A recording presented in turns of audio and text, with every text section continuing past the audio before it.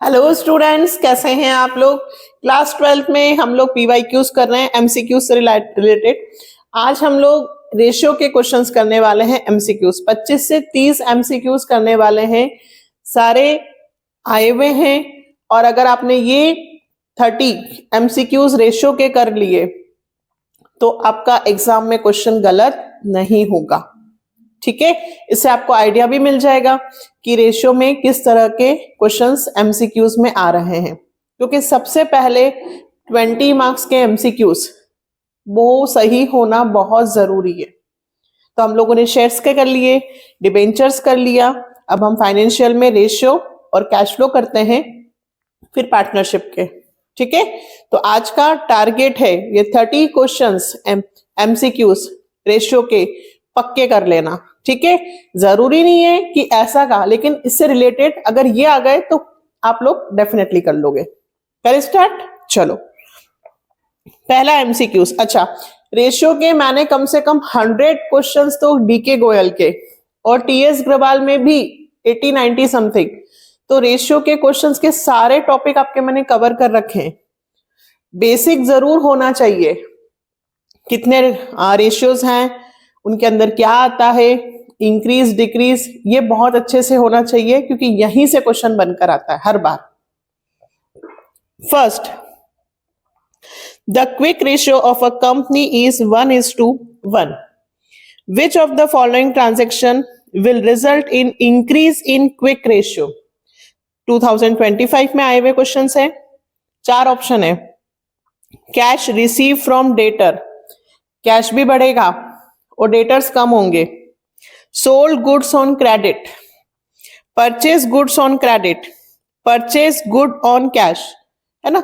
अब मैं डायरेक्ट अगर आंसर बोल दूं तो भाई sold goods on credit, but क्यों, मैं आपको रीजन देती हूं। क्विक रेशियो 1:1 है। ठीक है, ये क्विक रेशियो 1:1 है।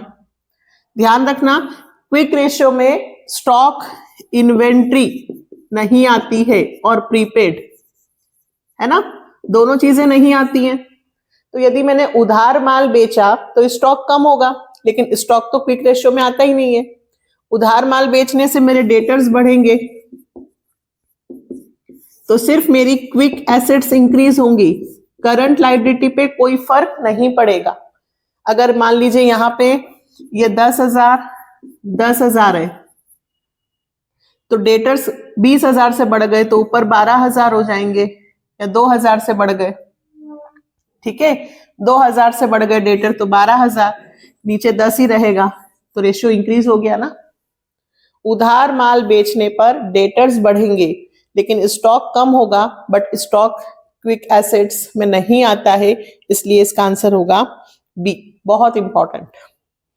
Next, ratio that are calculate for measuring the efficiency of operation of the business based on effective utilization of resources are known as.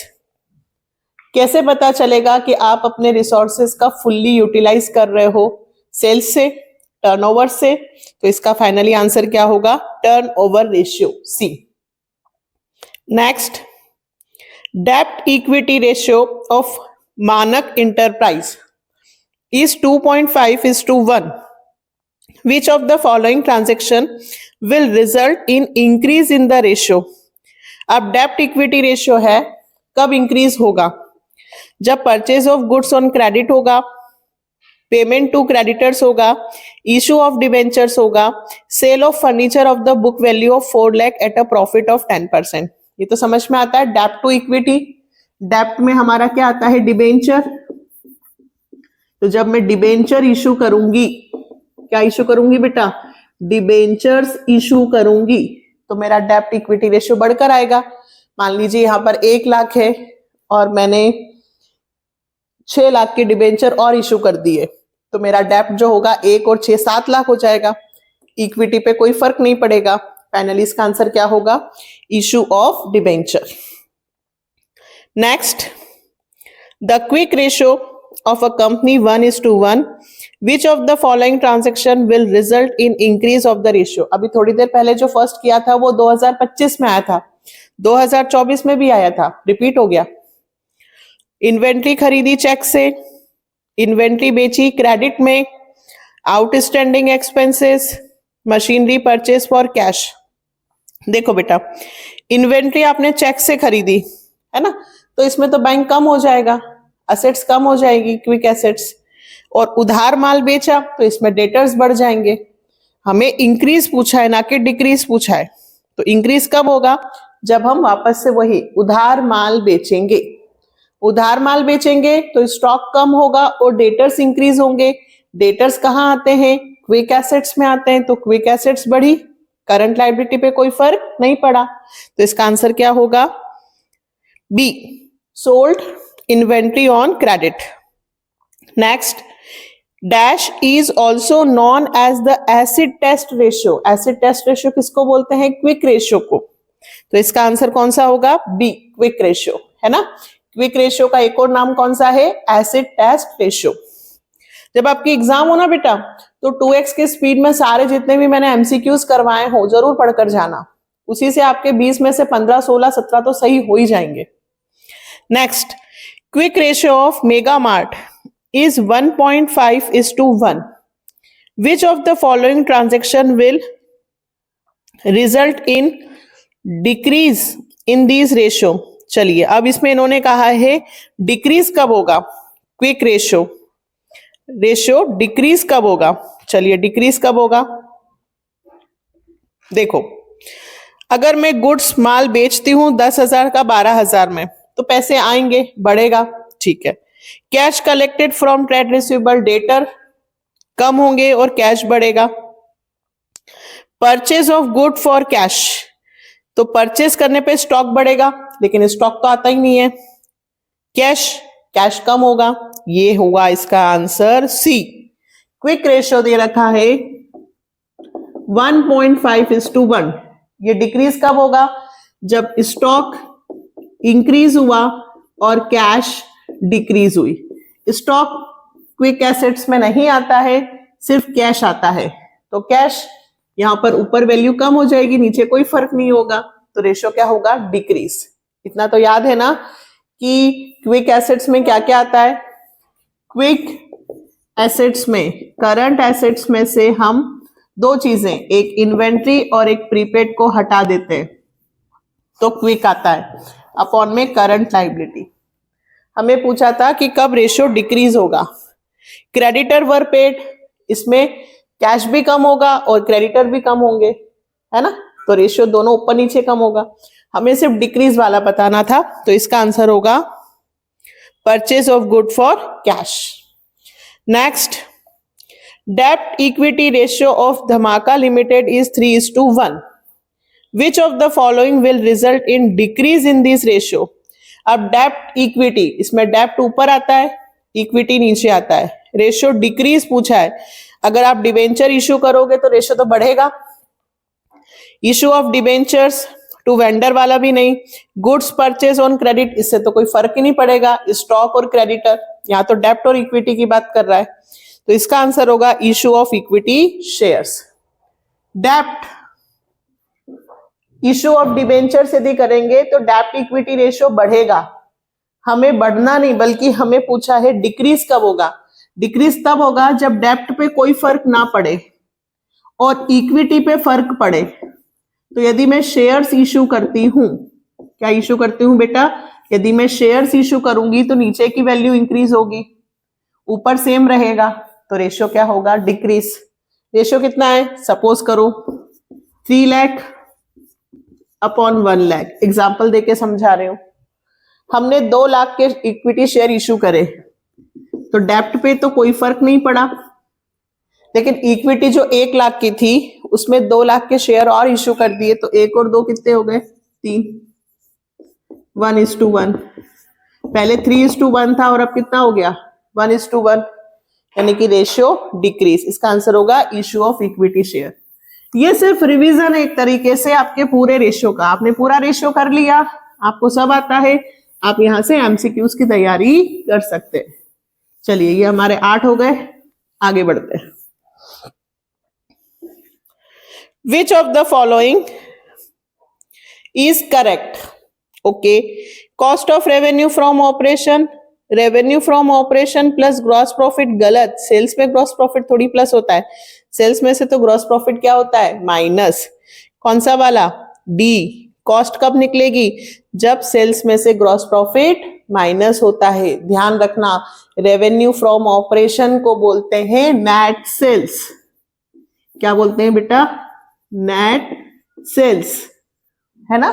तो नेट सेल्स में से जब हमारा ग्रॉस प्रॉफिट माइनस होता है तो क्या निकलती है, cost of revenue from operation. ये पेन 60 रुपए का बना, ये कॉस्ट, ये 100 रुपए में बिका, ये सेल्स, इसमें मुझे 40 का प्रॉफिट हुआ, ठीक है। तो ये सेल्स में से जब प्रॉफिट को माइनस कर देते हैं तो क्या आ जाती है, कॉस्ट। याद रखना, इसका आंसर है D. Next, from the following information 2023 में, अभी 25-24 चल रहा था, 23 में, current assets, non current assets, long term borrowing और प्रोप्राइटरी रेशियो। ठीक है, अब सबसे पहले तो ये बताइए प्रोप्राइटरी रेशियो, प्रोप्राइटर फंड, पूरा नहीं लिख रही हूं, अपॉन में टोटल एसेट्स, ये होता है, इतना याद रखना।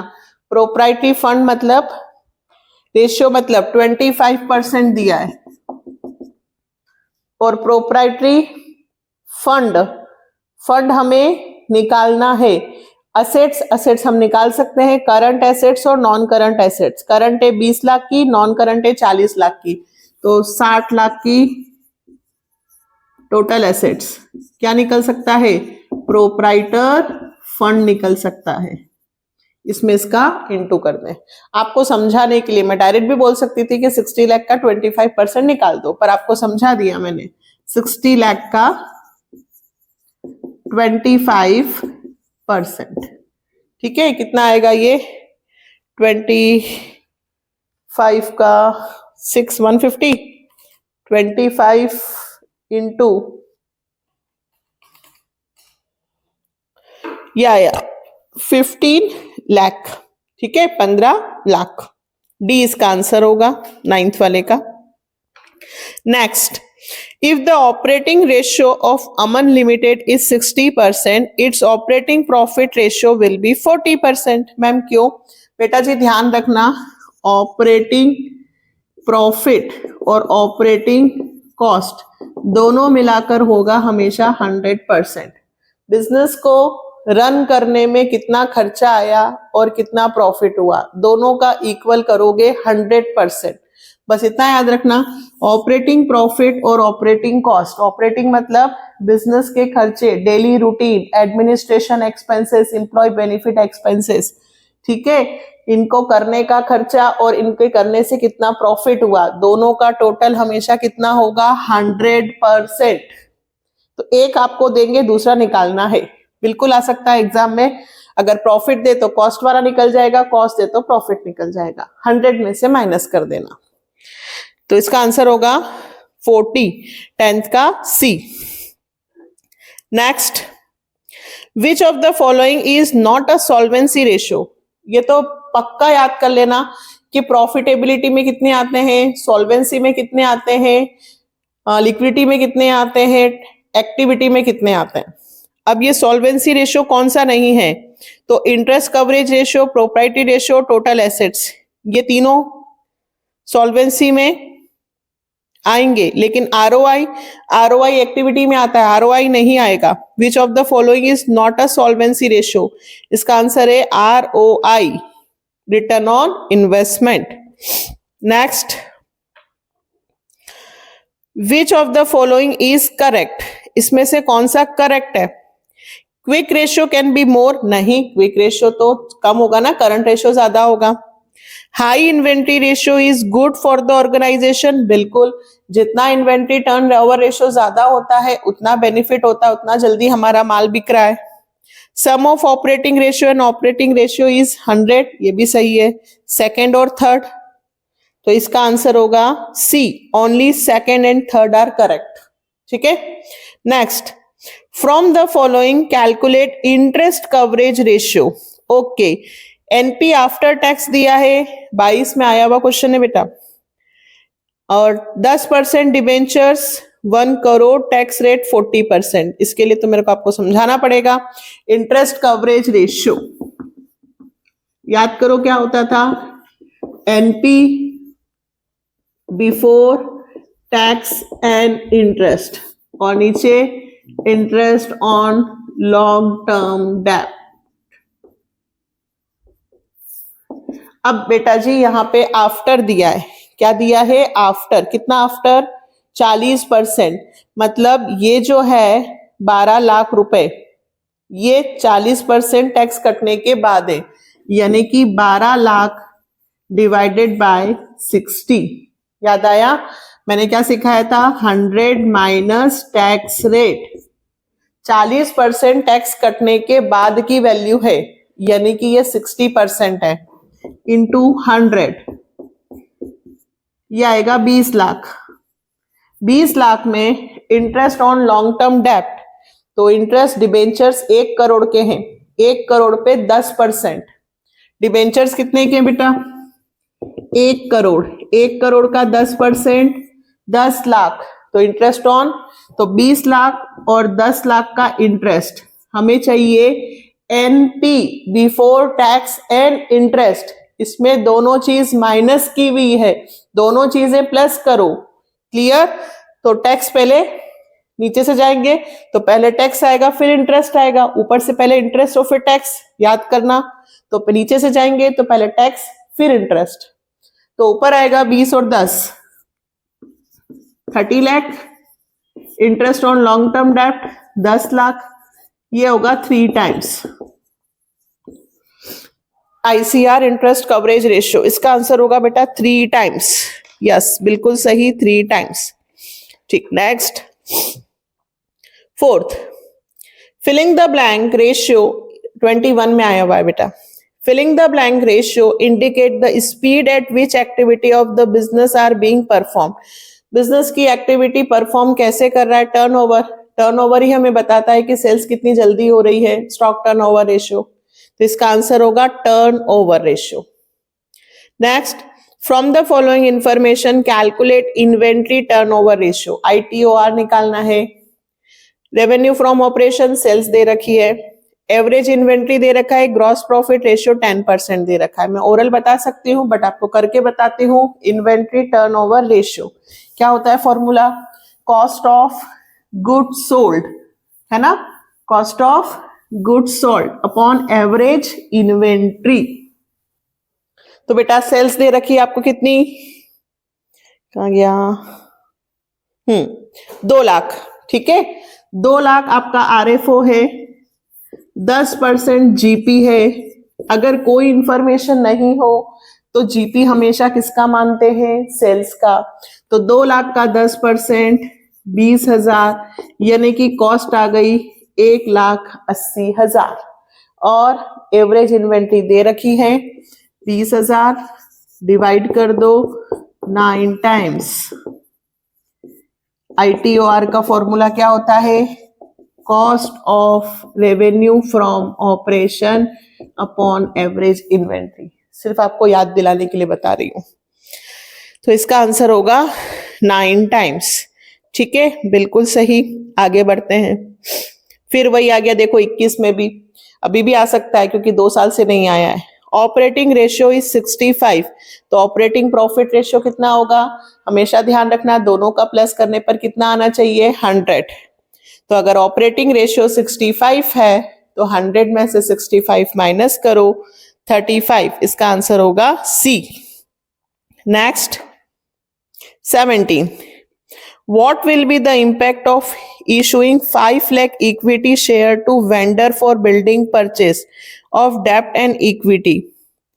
भाई यदि हम 5 लाख इक्विटी शेयर वेंडर को इशू करेंगे बिल्डिंग खरीदने के लिए, डेट टू इक्विटी की बात कर रहा है, डेट टू इक्विटी, ध्यान दीजिए हम शेयर इशू कर रहे हैं बिल्डिंग खरीदने की, परचेस कंसिडरेशन का क्वेश्चन है। हमने बिल्डिंग खरीदी, बदले में 5 लाख के क्या दिए बेटा, शेयर्स दिए हैं, तो इक्विटी बढ़ेगा, डेप्ट पे कोई चेंज होगा क्या? नहीं, डेप्ट यानी कि डिबेंचर सेम रहेंगे, तो कौन सा वाला होगा इसका? बी, डेप्ट will remain same and equity will increase.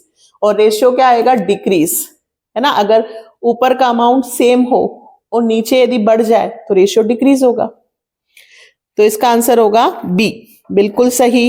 Next, assertion a high डेप्ट इक्विटी रेशियो इज रिस्की। बिल्कुल, अगर डेप्ट ज्यादा है यानी कि मैंने मार्केट में से पैसे ज्यादा ले रखे हैं, इक्विटी कम लगाई है बिजनेस में और लोन ज्यादा लिया है, तो ये तो रिस्की है ना। जितना ज्यादा लोन लूंगी उतना इंटरेस्ट पे करना होगा। R, it may put the firm into difficult to pay long term debts. बिल्कुल, ए और आर दोनों सही हैं, इसका आंसर होगा both assertion A and reason are correct. ठीक है, 21 में आया हुआ था। नेक्स्ट, ए इसका आंसर है, बी ना, दोनों सही हैं, हाँ बी इसका आंसर है। Next, 19th, current ratio establish relationship between current assets and current liability. बिल्कुल सही, करंट रेशियो शो करता है करंट एसेट्स और करंट लायबिलिटी के बीच के रिलेशन को। The objective of this ratio is to measure the ability of the firm to meet its short term obligation. सही, when due to without relying upon the realisation of inventory. नहीं, ये तो quick ratio की बात कर रहा है, inventory को रियलाइजेशन हम इसमें नहीं करते, तो क्विक रेशियो में करते, करंट में तो करते हैं ना। करंट रेशियो में तो इन्वेंट्री आती है, यानी कि ए वाला तो सही है लेकिन रीजन जो है वो गलत है। तो इसका आंसर आएगा आपका कौन सा? ए सही है और आर गलत है, फर्स्ट वाला बेटा। असर्शन तो सही है लेकिन रीजन गलत है क्योंकि वो उसमें क्विक रेशियो की बात कर रहा है, करंट की बात नहीं कर रहा। ए इसका आंसर होगा, है ना। नेक्स्ट, 21 में आया हुआ क्वेश्चन फिर से, which of the following are included in traditional classification of ratio. बेटा अभी तो अपने रेशियो 4 है, लेकिन पहले ट्रेडिशनल के हिसाब से ये statement of P and L, ये बैलेंस शीट रेशियो, है ना, और ये कंपोजिट रेशियो, ये अभी नहीं है, पहले होते थे। तो ट्रेडिशनल के हिसाब से कौन कौन से हैं ये? सेकेंड, थर्ड और फिफ्थ। कहां दे रखा है? सेकेंड, थर्ड और फिफ्थ ए में, तो इसका आंसर है ए। सेकेंड, थर्ड और फिफ्थ ट्रेडिशनल रेशियो में आते हैं, है ना, अभी वाले रेशियो में नहीं आएंगे। Next, the following groups of ratio primarily measure risk. Measure risk में कौन सा आता है भाई? एक तो लिक्विडिटी आता है, फिर सॉल्वेंसी आता है, फिर प्रॉफिटेबिलिटी आता है ना। लिक्विडिटी भी बताता है कि भाई कितना हमारे पास पैसा है, रिस्क बताता है, सॉल्वेंसी और प्रॉफिटेबिलिटी। प्रीमिलरी रिस्क वाला जो होगा वो होगा लिक्विडिटी, सॉल्वेंसी एंड प्रॉफिटेबिलिटी। इसका आंसर होगा डी। ठीक है, next, which ratio indicate the proportion of assets financial out of share holder fund. अभी किया था अपन ने प्रोप्राइटरी रेशियो। प्रोप्राइटरी रेशियो बताता है proprietary fund upon total assets, यानी कि रेशियो के जब एमसीक्यूज आएंगे तो आपको क्या पता होना चाहिए, चारों टॉपिक्स में कौन कौन से आ रहे हैं और कौन सा रेशियो क्या इंडिकेट करता है ना। इसका आंसर होगा proprietary ratio. Next, total sales is 2,50,000, okay, and credit sale जो है वो 25% ऑफ कैश सेल्स है। क्रेडिट सेल्स पूछ लिया है, इसको तो सॉल्व करेंगे। ठीक है, क्रेडिट सेल जो है वो 25% ऑफ कैश है। क्रेडिट जो है वो 25% ऑफ कैश सेल्स है। ठीक है बेटा, और इंफॉर्मेशन में क्या दिया है हमको? टोटल सेल्स 250 है, टोटल सेल्स 250 है। तो मैं क्या करूंगी, मुझे कैश सेल्स नहीं पता, इसको मैंने एक्स मान लिया। Cash sales plus credit sales is equal to क्या होता है बेटा? Total sales. याद आया? बहुत सारे क्वेश्चन किए हमने। तो कैश सेल्स को क्या माना? एक्स। क्रेडिट इसका 25%, ये इसका 25% is equal to total sales 2,50,000। 25 4 x plus x by 4 is equal to 2,50,000। 4x plus 1x divided by 4, 2,50,000. 5x upon 4 is equal to 2,50,000 into 4 ऊपर आएगा, 5 नीचे, 5 5 4 जा 20. 2 लाख. 2 लाख कौन सी है? कैश. तो 2 लाख का 25% 50,000. 50,000 रुपए ए इसका आंसर होगा. 50,000 कौन सी होगी? Credit sales. ये तो आपको समझाना था इसलिए इतना बड़ा, नहीं तो हम 2 लाइन में भी सॉल्व कर सकते थे, है ना. इसका आंसर कितना होगा? 50,000. ठीक. Next, what will be the amount of gross profit? क्या पूछा है बेटा? Gross profit of a firm, it's average inventory 80,000, ITOR 6 times and selling price is 25% above cost. Okay, पहले तो हम क्या निकालें? एवरेज इन्वेंट्री दे रखा है और ITOR दे रखा है. ये रहा ITOR का फॉर्मूला. ITOR की जगह कितना लिखूं? 6 times, है ना. और एवरेज इन्वेंट्री कॉस्ट पता नहीं है. एवरेज इन्वेंट्री पता है कितनी? 80,000. 80,000 का 6 में इंटू कर दिया. 6 8 जा 48. 4,80,000 आ गई हमारी कॉस्ट. अब इन्होंने क्या कहा है? सेलिंग प्राइस जो है वो 25% अबव कॉस्ट है, यानी कि इसका 25% जो है वो क्या है? Gross profit. अगर आपसे सेलिंग प्राइस पूछे, ध्यान देना, यदि आपसे क्या पूछे बेटा? सेलिंग प्राइस, तो इसका 25% निकाल के प्लस करना तो सेल्स आएगी. पर उन्होंने सिर्फ हमें केवल क्या पूछा है? Gross profit. तो 4,80,000 का कितना निकाल देंगे? 25%. 1,20,000. तो इसका आंसर है 1,20,000. चेक कर लें, 1,20,000 है. बिल्कुल 1,20,000 है. Next, increasing the value of closing inventory increase profit. बिल्कुल, क्लोजिंग इन्वेंट्री यदि बढ़ेगा यानी कि हमारा प्रॉफिट हुआ. Increasing the value of closing inventory reduce cost of goods sold. बिल्कुल, क्लोजिंग इन्वेंट्री बढ़ेगा, जितना स्टॉक बढ़ेगा उतनी कॉस्ट क्या होती जाएगी? कम. यानी कि इसका आंसर है दोनों सही हैं. Both assertion A and R are correct. कैसे भाई? माल खरीदेंगे, जितना ज्यादा माल खरीदेंगे उतना जितना बिकेगा, जितनी ज्यादा सेल्स होगी उतनी कॉस्ट कम होती जाएगी. ठीक है, तो इसका आंसर है ए और आर, दोनों सही हैं. फर्स्ट, ये हो गए हमारे टोटल 25. नेक्स्ट 26 पे आ रहे हैं. Current ratio of Aadhaar limited is 2.5:1. Okay, accountant wants to maintain at 2:1, है ना. अब पहले करंट रेशियो है हमारा 2.5:1. इसको मैं सॉल्व करके बताती हूँ. Following option are available. He can repay bill payable, he can purchase goods on credit, he can take short term loans. कौन सा सही है? इसको तो समझ ही लेना अच्छे से, क्योंकि नीचे एक और बार यही वाला आया है. देखो बेटा, करंट रेशियो 2.5:1 है. तो हम सपोज कर लेते हैं 2,50,000 डिवाइडेड 1 लाख, ये है. और हम चाहते हैं कि हमारा हो जाए 2 लाख अपॉन 1 लाख, है ना. हम चाहते हैं 2:1 हो जाए. जरूरी नहीं 2 लाख अपॉन 1 लाख हो, 2:1 चाहते हैं. क्या चाहते हैं हम? 2:1. इधर कितना है? 2.5/1 है और हम चाहते हैं 2:1 हो. ऐसा कब होगा? जब हम बिल पेबल कर दे. अगर बिल पेबल का पेमेंट करें, मान लीजिए 50,000 का पेमेंट करें, तो ऊपर 2 लाख हो जाए लेकिन नीचे 50 हो जाएंगे. अगर हम बिल पेबल 50,000 रुपए का पेमेंट कर दे, सपोज कर रही हूं समझाने के लिए, तो 50 इसमें से कम होंगे और 50 इसमें से भी कम होंगे. तो इस ऊपर तो कम होगा लेकिन नीचे भी कम होगा. तो 2:1 आएगा क्या? नहीं, फर्स्ट वाला नहीं आएगा. Second, he can purchase goods on credit. यदि मैं 50,000 का माल उधार खरीदूं तो मेरा स्टॉक बढ़ जाएगा, ठीक है, 3 लाख हो जाएगा. मेरे क्रेडिटर्स भी बढ़ जाएंगे तो 1.5 लाख हो जाएगा. ये हो गया 2:1, है ना. अगर मैं ऐसे बोलती हूँ समझ में नहीं आता. उधार माल खरीदा, दोनों बढ़ेंगे. 50 से खरीदा 50 ऊपर भी बढ़ेंगे, 50 नीचे भी बढ़ेंगे। अगर सॉल्व करते हैं तो 2:1 आ जाता है, ये सही है।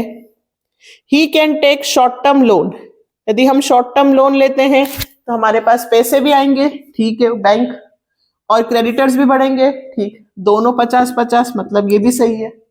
यानी कि सेकंड और थर्ड ये दोनों से हमारा रेशियो 2.5:1 से 2:1 हो जाएगा। फर्स्ट वाला गलत है, तो इसका आंसर होगा only second and third are correct.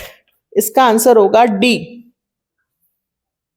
Only second and third are correct. Next,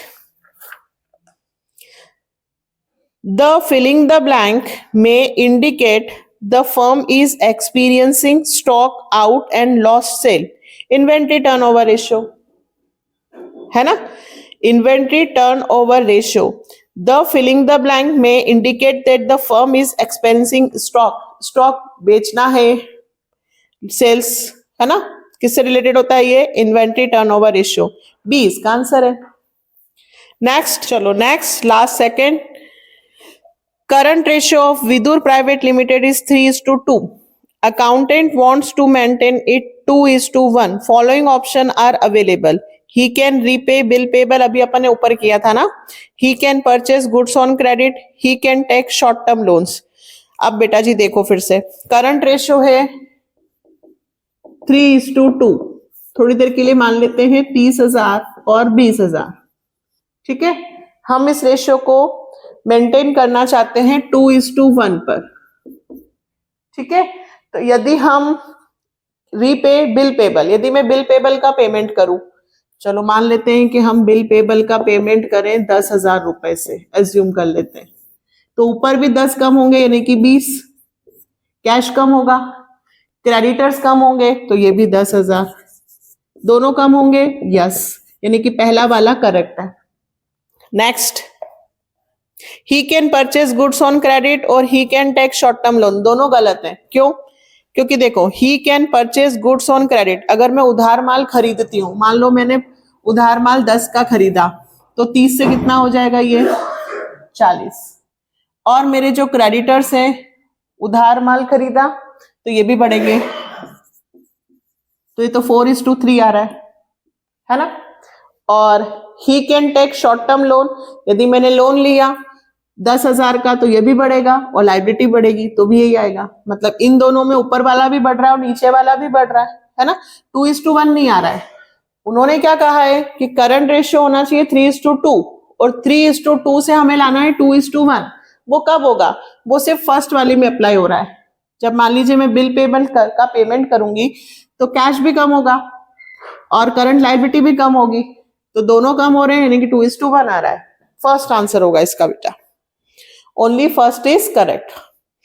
next, quick assets do not include, cash include होता है, मार्केटेबल सिक्योरिटी इंक्लूड होती है, प्रीपेड एक्सपेंसेस इंक्लूड नहीं होता है। क्विक एसेट्स में दो चीजें इंक्लूड नहीं होती है, एक प्रीपेड एक्सपेंसेस और एक स्टॉक, है ना। Last, the two basic measure of operational efficiency of company are, बताइए भाई टू बेसिक कौन से होंगे? इन्वेंट्री इसी के साथ है तो inventory turnover ratio and working capital turnover ratio. Operational efficiency, working capital, current assets minus current liability, रोज रूटीन का वर्क, ऑपरेशनल कितना माल बिक रहा है, सेल्स, टर्नओवर, तो इसका आंसर है inventory turnover ratio and working capital turnover ratio. ये मैंने आपको 20 से लेकर 25 तक में आए हुए लगभग सारे एमसीक्यूज बताए हैं, किससे रिलेटेड? रेशियो से। इससे आपको एक अंदाजा लग गया होगा कि रेशियो में कैसे क्वेश्चंस आएंगे। फिर से, रेशियो में कितने आते हैं, प्रॉफिटेबिलिटी में क्या आता है, सॉल्वेंसी में क्या आता है, सारे रेशियो मेंटेन कैसे करना है, उसके लिए ऑपरेटिंग वाला याद रखना 100 दोनों का प्लस होता है, ITOR अच्छे से, ग्रॉस प्रॉफिट, सेल्स, ये सारी चीजें पता होनी चाहिए, है ना। इन्हें तो कर ही लेना, इसी से आपके क्वेश्चन सही हो जाएंगे। नेक्स्ट में मिलेंगे कैश फ्लो के साथ, ठीक है। कैश फ्लो, उसके बाद फिर हम सीधे कहाँ जाएंगे? अपने पार्टनरशिप पर। इससे आपका ओवरऑल पूरा चैप्टर का एक शॉर्ट रिवीजन भी हो रहा है। इसलिए जैसे ही आपको ये वीडियोस मिलते हैं प्लीज इनकी बहुत अच्छे से प्रैक्टिस करें, और एक बार नहीं 2 बार, जैसे आज किया 10-15 दिन बाद फिर एक बार, तो आपको याद हो जाएंगे बेटा, है ना। मेरी पूरी कोशिश है कि आपके 20 में से 20 एमसीक्यू सही हो। ठीक है, तो आपकी एप्रिसिएशन की जरूरत है। कमेंट जरूर करना कि हाँ इन वीडियो से हमें हेल्प मिल रही है। Like, subscribe, share, hype and forward. मिलते हैं नेक्स्ट वीडियो में। Bye, take care.